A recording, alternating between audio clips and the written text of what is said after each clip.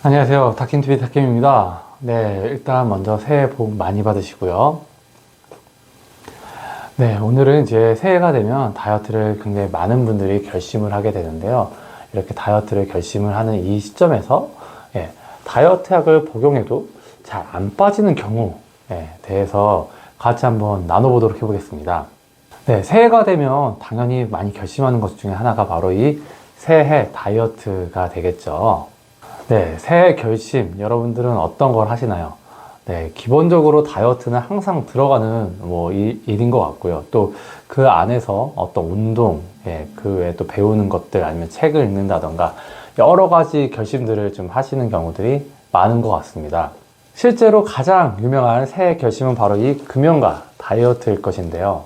왜 이게 이렇게 새해에 많이 결심을 하게 될까요? 제 생각에는 어쨌든 평상시에 이게 잘 안 되기 때문에 이러한 것을 어떤 새해라는 버프를 받아서 새롭게 시작하려고 하는 그런 어떤 움직임이 아닐까 그런 생각을 하게 되는데요. 이게 그렇게 어렵기 때문에 사실 이런 우스갯말도 있죠. 금연을 하고 다이어트를 두 개를 동시에 성공한 사람은 상종하지 말아라. 너무 독한 사람이다. 이런 얘기, 우스갯소리로 그런 얘기가 있을 정도로 이 두 가지 다 굉장히 어렵죠. 근데 오늘은 이제 이 다이어트라는 내용을 같이 한번 나눠보도록 해볼 건데요.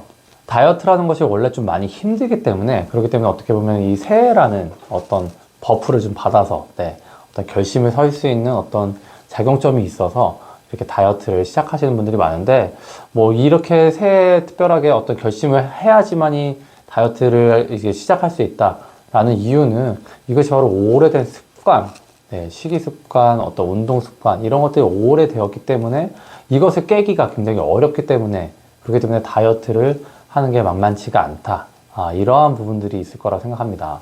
그리고 그렇게 오래된 습관으로 만들어진 나의 몸, 그 몸의 여러 가지 호르몬의 영향들, 그리고 그러한 습관들로 인한 나의 어떤 생활 패턴, 방식, 이런 것들이 더 살찌기 쉬운 방식들로 자꾸 가게 되는 것이죠.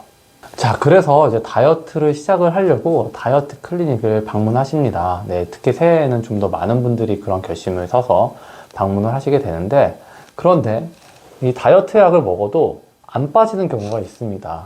네, 다이어트 약을 먹으면 우리가 당연히 잘 빼려고, 체중을 잘 빼려고 다이어트 클리닉에 와서 다이어트 약을 처음 받는 건데, 다이어트 약을 먹어도 잘 안 빠지는 경우, 과연 어떤 경우일까요? 첫 번째로 제가 잡은 그런 이유는 바로 이 노력이 없을 때입니다. 네, 일단 기본적으로 다이어트 클리닉에 오시는 분들, 사실 약을 많이 복용하셨던 분들은 오히려 그 기대치가 좀 낮을 수도 있긴 하지만, 약을 처음 먹는다던가, 아니면 정말 예전에 좀 먹었다던가, 아니면 예전에 정말 먹었는데 그때 정말 살이 잘 빠졌다거나, 이런 분들에게 있어서는 약만 먹으면 무조건 다이어트가 잘 될 거다 라는 생각을 갖고 내원하시는 분들이 꽤 계시는데요. 네, 얼마 전에도 저희 병원에서 97.3kg에서 54.7kg로 다이어트를 완성하신 분이 계셨습니다. 무려 42kg의 다이어트, 체중 감량이 이루어졌는데요.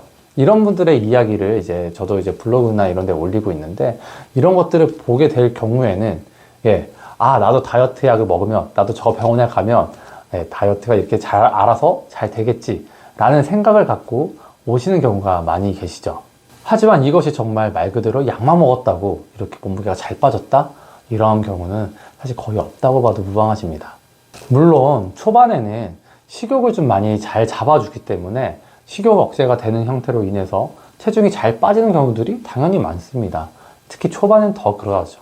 하지만 장기적으로 어떤 그런 습관이 바뀌지가 않는다면 체중이 초반에는 빠지다가 이후에는 점점 빠지는 양상이 약해질 수밖에 없고 줄어들 수밖에 없고 체중이 비슷하시거나 아니면 약을 먹음에도 체중이 늘게 되는 그러한 경우들도 생길 수 있는데요. 이것은 초반에 특히 체중이 잘 빠지시는 분들에게 있어서 어차피 약만 먹어도 잘 빠지나 보다 하시는 분들이 자신의 식이 습관이나 아니면 여러 가지 생활 습관 이런 것들의 변화를 추구하지 않은 상태에서 체중이 빠지긴 했는데, 이후에는 약의 효과가 떨어지니까 내성이 생기겠죠. 약의 효과가 떨어지니까 그대로 그냥 그 체중이 늘 수 있는 습관들을 갖고 약만 먹으니까 당연히 체중이 잘 빠질 수가 없게 되는 경우들을 맞이하게 되는 거죠. 그렇기 때문에 장기적으로 봤을 때 이 습관을 변화시키려는 움직임이 없다면 사실 다이어트는 성공할 수가 없게 될 것입니다. 네, 약을 먹어도 잘 안 빠지는 경우, 그 두 번째 이유를 제가 한번 살펴보자면 약이 약한 경우입니다. 네, 사실 어떤 약이든 마찬가지죠. 어떤 의학적인 어떤 판단에 의해서 약이 처방이 될 땐 당연히 개개인별로 처방이 좀 다를 수밖에 없습니다. 기본적으로 식욕이 정말 많은 사람이다. 혹은 내가 식욕 자체가 평상시에 그렇게 많진 않지만 중간에 자꾸 간식 같은 걸 먹게 된다. 아니면 나는 원래 먹는 것 자체는 그렇게 많이 먹지 않는데 주말에 모임이 많거나 이럴 때 술을 좀 많이 먹는다. 사람마다 다 살이 찌는 원인이나 요인들이 다 다양합니다. 이러한 분들에게 있어서 다이어트 약을 다 똑같이 처방을 한다라고 한다면 그거 자체가 말이 안 되겠죠. 하지만 그러한 여러 가지 상황들을 잘 고려해서 처방을 하되, 그런데 이 처음에 첫 주의 약을 복용하는, 이 첫 주의 약을 처방할 때에는 사실 우리가 다이어트 클리닉 의사들이 신이 아니기 때문에 이 사람의 수준이 어느 정도인지를 가늠해서 처방을 하게 될 수밖에 없겠죠. 이 정도의 약 정도만 해도 이 사람은 어느 정도 빠질 것이다. 이런 것들을 어느 정도 가늠한 상태에서 약을 처방하게 되는데, 그렇게 처방했을 경우에 뭐 예를 들면 한 7, 80% 정도의 분들은 사실 그 정도 군 안에서 다 해결이 좀 되는 그런 부분들이 많죠. 하지만 이쪽 끝에 있는 한 10% 정도의 분들은 이 정도의 약으로도 너무 세게 느끼시는 분들도 가끔 계십니다. 부작용들도 많을 수도 있고요. 식욕이 너무 과학적이어서 거의 밥을 못 먹고 왔다 이렇게 하시는 분들도 가끔 계십니다. 또 반대로 이쪽에 10%에 계신 분들은 약이 너무 약했다. 나는 아무런 부작용도 없고 먹은 느낌도 안 났다. 라고 하시는 분들도 계십니다.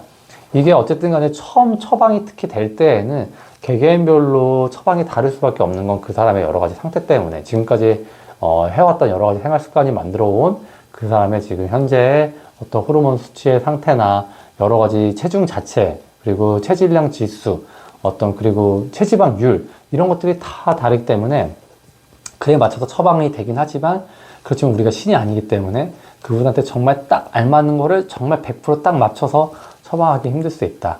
식욕이 과학화되는 것도 당연히 문제지만 식욕이 정말 전혀 조절이 안 돼서 체중 감량에 정말 어려움이 있었다 라고 하시는 분들에게 있어서도 이렇게 약을 먹음에도 불구하고 잘 안 빠지는 경우를 우리가 맞이할 수가 있게 되는 것이죠.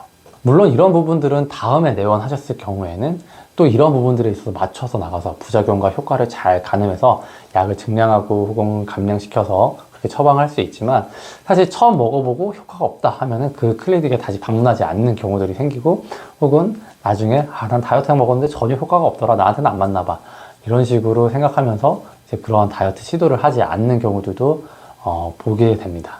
예, 다음은 이 다이어트 클리닉에서 약을 처방하는 의사 선생님들의 어떤 그런 주관들에 따라서 약의 어떤 처방되는 정도가 다를 수가 있는데요. 예를 들면 어떤 분들은 조금 힘들더라도 처음에 조금 임팩트를 탁 줘서 이분한테 이 약의 효과가 어떤지를 좀 그래도 느끼게 해주고 싶다라고 해서 조금 세게 짓는 분들도 계실 수 있고요. 또 어떤 분들은 처음부터 너무 조금 세면은 부작용들 때문에 힘들어하는 사람들이 많을 수 있으니 그렇게 부작용들이 좀 덜 나타날 수 있게, 효과가 조금 덜 할지 모르지만 부작용이 좀 덜 나타날 수 있게 좀 약하게 처방하자라는 분들도 있을 수 있고요. 자, 여기 좀 센 거와 약한 거의 가운데 정도를 나는 어쨌든 추구해서 처방을 한다 라고 해서 그렇게 처방하는 분들도 있을 수 있습니다. 이것은 이제 사람마다 당연히 그런 어떤 주관성이 다 다르기 때문에, 의사도 마찬가지거든요. 기본적인 베이스에 의학이라는 것이 있지만 자신이 중요하게 생각하는 어떤 가치에 따라서 약 처방의 수준이 좀 다를 수 있기 때문에, 근데 그러한 상황에서 약하게 좀 처방이 되는 경우도 있을 수가 있겠죠. 부작용 같은 게 좀 나타나면 안 된다 했을 경우에 그럴 수 있겠죠. 그랬을 경우에는 약이 약할 수 있고, 그때에는 다이어트가 좀 원활하게 되지 않을 수도 있습니다. 그리고 마지막으로 기존에 약을 정말 너무 세게 복용하셨던 분들이 계십니다.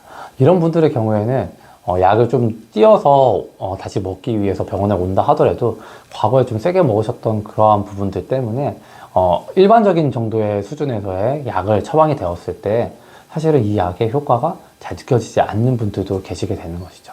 네, 마지막으로 약을 복용함에도, 다이어트 약을 복용함에도 잘 안 빠지는 경우, 체중 감량에 큰 뜻이 없을 때 이렇게 한번 잡아봤는데요. 이게 무슨 말이냐? 다이어트 클리닉에 가서 다이어트 약을 복용하는데 체중 감량에 큰 뜻이 없다? 이게 말이 되나? 이렇게 생각하시는 분들이 계실 수도 있는데요. 이런 분들의 경우에는 사실 처음부터 이렇게 되는 경우는 별로 없고요. 약을 좀 복용하고 있는 중인데, 그런데 처음에는 누구나 다 다이어트에 대한 의지가 충만하죠. 그래서 열심히 하고 그렇게 되는데, 아무래도 이게 한 달, 두 달, 세 달 이렇게 기간이 길어지면 그러한 좋은 습관들을 잘 유지하기가 생각보다 쉽지가 않습니다. 그래서 다시 옛날에 그런 좀 나쁜 그런 습관들을 다시 좀 이렇게 나타나게 되는 경우가 있죠. 뭐 안 먹던 것도 먹게 되고 술도 좀 마시게 되고 뭐 밀가루 음식도 좀 많이 먹게 된다. 이런 분들에게 있어서 다이어트약을 먹는데 내가 먹을 것을 다 먹고도 체중이 똑같이 잘 유지가 됐네? 아, 뭐 이 정도만 해도 뭐 그 나쁘진 않은데. 그러니까 그 전에 이미 좀 어느 정도 몸무게가 빠졌겠죠. 빠진 상태에서 내가 물론 목표는 조금 더 가야 되긴 하지만 지금 정도만 해도 어쨌든 그 전에 빼기 전에 몸무게랑 비교했을 때 그래도 어느 정도 많이 기분도 좋고 어쨌든 몸무게도 많이 빠져서 몸도 가뿐하고 이러한 좋은 상태에서 먹을 것을 다 먹음에도 불구하고 체중이 유지가 됐네 라고 하시는 분들에게 있어서는 약을 먹음에도 잘 빠지지가 않는 그런 케이스가 될 것입니다. 네, 사실 어떻게 보면 또 나름 양심적인 거죠. 아, 내가 잘 먹고 있는데 그런데 어쨌든 간에 한편으로는 좀 다행이다. 뭐 이 정도니까요. 예를 들면은 아, 나 이렇게 하는데도 약을 먹는데도 왜 이렇게 잘 안 빠져? 이런 느낌이 아니라 뭐 내가 이것저것 다 먹을 거 다 먹음에도 불구하고 체중이 계속 유지가 잘 되고 있구나. 뭐 이 정도면 다행이다. 한편으로는 양심적일 수 있을지 모르겠습니다. 하지만 사실 다이어트 약이라는 건 체중 유지를 위해서 먹는다라기보단 체중 감량을 위해서 먹고 사실은 어쨌든 줄이면서 끊어야 된다. 라는 그러한 어떤 부분이라면 이렇게 약을 계속 먹으면서 체중만 유지돼도 괜찮다라고 생각하시는 거는 사실 사고를 좀 바꾸시긴 해야 될 것입니다. 네, 이거는 사실 제가 다이어트 약을 처방하면서 계속해서 생각해 왔었던 부분이기도 한데요. 다이어트 약 처방은 의사와 다이어터의 호흡이다 라는 부분입니다. 사실 약 처방의 강도를 결정하는 것에 있어서도 아까 다이어터 분들의 개개인별 상황이 다 다르다. 그리고 의사가 갖고 있는 어떤 의학적인 배경 안에서 그런 주관적인 생각들이 다르기 때문에 약 처방의 강도가 좀 다를 수 있다. 이런 것들을 말씀드렸는데, 어떤 분들은 오셔서 무조건 세게 달라고 하시는 분들도 사실 계십니다. 근데 사실 또 저 같은 의사를 만나면 그러한 주장이 잘 관철되지가 않죠. 사실 저 같은 경우는 어쨌든 간에 안전해야 되고, 또 효과도 좀 어느 정도 있어야 된다라는 그 주의이기 때문에 어느 정도 가운데 정도를 좀 생각해서 처방을 하고 있는데 무조건 세게 달라 혹은 무조건 내가 약하게 처방하겠다 이런 것들 자체가 사실은 좀 부딪힐 수가 있고 이 부딪히는 것이 각자 한쪽의 주장만으로 약이 처방되어져서는 안 될 것이죠. 그래서 의사와 내원하시는 다이어터와의 어떤 대화를 통해서 그래서 이것도 하나의 호흡이라고 생각하는데요. 대화를 통해서 약의 강도를 결정하고 또 부작용이 있는지 없는지를 잘 세심하게 좀 면밀히 체크해서 약의 수준을 정해서 처방을 해야 된다라는 부분들이 있을 것입니다. 네, 앞에서도 말씀드렸지만 다이어트 약이 무조건 다 모든 것을 해결해 줄 거다라는 생각을 사실 버리셔야 됩니다.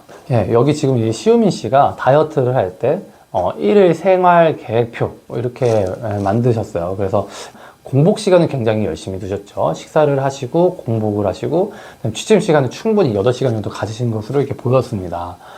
저도 항상 말씀드렸던 게 끼니를 잘 챙겨 드시고 공복 시간을 확실히 두시고 간식이나 야식을 안 드시는 게 다이어트에 있어서는 가장 큰 그림 중요한 부분이다 라고 말씀드리는데 네, 사실 이렇게 말씀을 드려도 그대로 따르시는 분들이 사실 그렇게 아주 많은 것은 아니죠.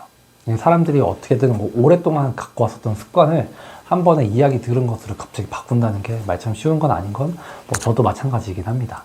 그렇기 때문에 이 다이어트가 사실 쉬운 건 아니겠죠?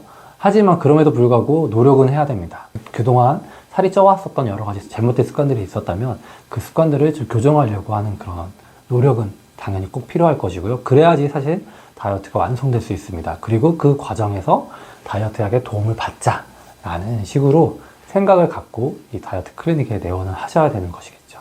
네, 마지막으로 다이어트를 하다 보면 사실 만나게 되는 여러 가지 산들이 많이 있습니다. 체중이 잘 안 빠질 때, 네, 그리고 잘 빠지다가 정체기가 왔을 때, 또 마지막으로 요요가 왔을 때, 네, 그 외에도 만나게 되는 여러 가지 상황들이 많은데요. 그러한 상황들이 왔을 때 사실 혼자서는 이러한 것들을 잘 극복하기가 쉬운 것은 아니죠. 그런 부분들에 있어서 다이어트 클리닉의 의사와 다이어터 분들의 어떤 여러 가지 대화들을 통해서 또 그리고 어떤 부분들이 있어서 어떤 팁을 또 드림에 있어서 그런 부분들이 잘 호흡이 맞았을 때 체중이 잘 빠져나갈 수 있지 않을까 그런 생각을 해봅니다. 네, 새해를 맞이해서 새해 다이어트가 궁금하신 분들한테 새해 다이어트 이렇게 하세요 라는 식의 방송은 이미 이전에 저도 했었고 많은 방송들이 그런 방송들이 나올 텐데요. 하지만 새해 다이어트를 이제 결심을 해서 다이어트 클리닉에 가서 약을 처방받으면 몸무게가 쫙쫙 잘 빠지겠지 라고 생각하는 분들께 경각심을 좀 드리기 위해서 오늘 이 방송을 좀 준비했습니다. 그래서 다이어트 약을 복용함에도 잘 안 빠지는 경우는 어떤 경우인지 같이 한번 알아봤는데요. 예, 이런 부분들을 잘 숙지하셔서 여러분들의 2025년 다이어트 꼭 성공해 가시길 간절히 응원합니다. 네, 오늘 영상이 마음에 드셨다면 좋아요와 구독 그리고 알람 설정까지 꼭 부탁드립니다. 이상 여러분의 다이어트 디렉터 다킴TV 다킴이었습니다. 감사합니다.